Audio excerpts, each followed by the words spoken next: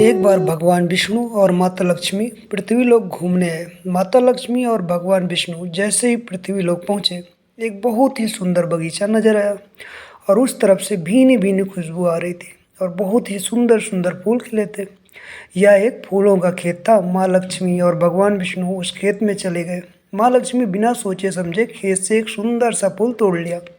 भगवान विष्णु ने फूल तोड़ते हुए देख लिया। भगवान विष्णु ने माँ लक्ष्मी को कहा कि कभी भी किसी से बिना पूछे उसका कुछ भी लेना नहीं चाहिए, यह एक अपराध और चोरी है। माँ लक्ष्मी को अपनी भूल का पता चला तो उन्होंने भगवान विष्णु से इस भूल की माफ़ी मांगी। तब भगवान विष्णु ने कहा कि आपने जो भूल की है उसकी सज़ा तो आपको ज़रूर मिलेगी। जिस माली के खेत से आपने बिना पूछे फूल तोड़ा है, यह एक प्रकार की चोरी है, इसलिए अब आप कुछ दिनों तक माली के घर नौकर बनकर रहना होगा। उसके बाद मैं आपको बैकुंठ में वापस बुलाऊंगा। माँ लक्ष्मी ने चुपचाप सर झुकाकर हाँ कर दी। आजकल की लक्ष्मी थोड़ी थी।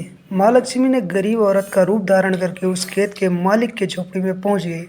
उस झोपड़ी में माली, माली की बीवी और माली के बेटे और बेटियां रहते थे। सभी उस छोटे से खेत में काम करके किसी तरह से गुजारा करते थे।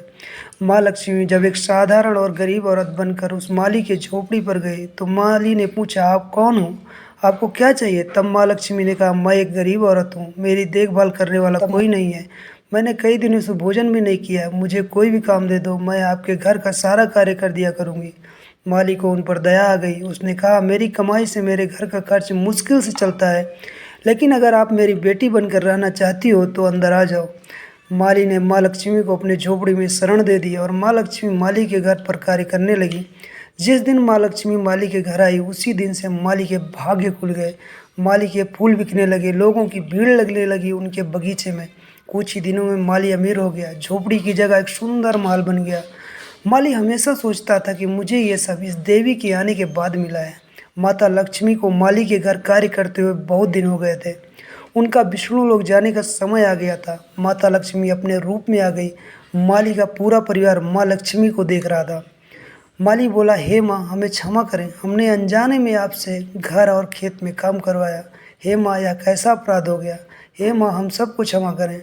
माँ लक्ष्मी मुस्कुराई और बोली, आप बहुत ही अच्छे हो और दयालु व्यक्ति हो। आपने मुझे अपनी बेटी की तरह से रखा, अपने परिवार के सदस्य की तरह से। इसके बदले में मैं आपको वरदान देती हूँ कि आपके पास कभी भी खुशियों और धन की कमी नहीं रहेगी।